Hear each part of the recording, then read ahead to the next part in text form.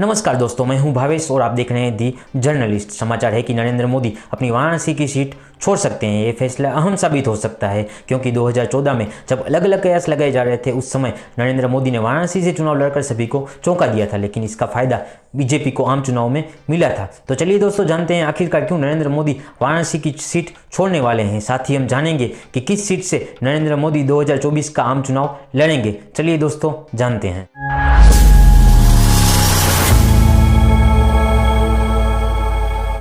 2014 में अगर बीजेपी को ऐतिहासिक जीत मिली थी तो उसके पीछे मोदी का वाराणसी से चुनाव लड़ने का फैसला था।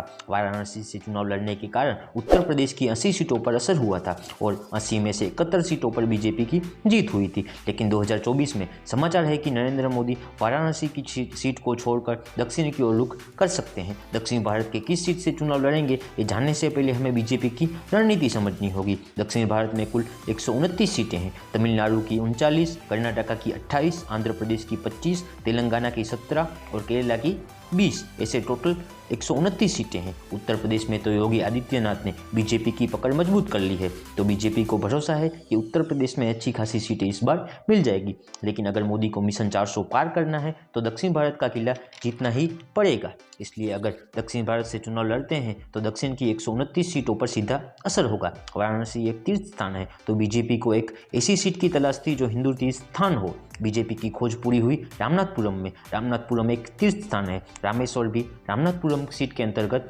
आता है। यहाँ से चुनाव लड़ने पर मोदी की हिंदू छवि को भी बल मिलेगा। कहा जा रहा है कि बीजेपी ने मन बना लिया है कि मोदी अब रामनाथपुरम से चुनाव लड़ेंगे, बस औपचारिक ऐलान का इंतजार है। और पिछले दिनों मोदी ने यह संकेत भी दिए हैं कि वे दक्षिण की ओर रुख कर सकते हैं। नए संसद के उद्घाटन के वक्त प्रधानमंत्री मोदी ने दक्षिण भारत के चोल शैली के राजधानी पवित्र संगुन को नए संसद भवन में स्थापित किया था और चीन के राष्ट्रपति के साथ मीटिंग भी दक्षिण भारत में ही रखी थी।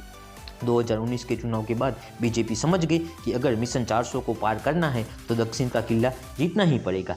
एक और संभावना है कि जिस तरह 2014 में प्रधानमंत्री मोदी 2 जगह से चुनाव लड़े थे, वाराणसी और बड़ौदा, उसी के तर्ज पर 2024 में मोदी वाराणसी और रामनाथपुरम दोनों जगह से चुनाव लड़ सकते हैं, जिससे उत्तर प्रदेश की 80 सीटों पर भी प्रभाव पड़े और दक्षिण भारत के 129 सीटों पर भी, जो प्रधानमंत्री मोदी के मिशन 400 के लिए अहम है। उम्मीद ये जताई जा रही है कि बीजेपी की पहली लिस्ट में ये साफ हो जाएगा कि वाराणसी के साथ दक्षिण भारत से मोदी चुनाव लड़ेंगे या नहीं।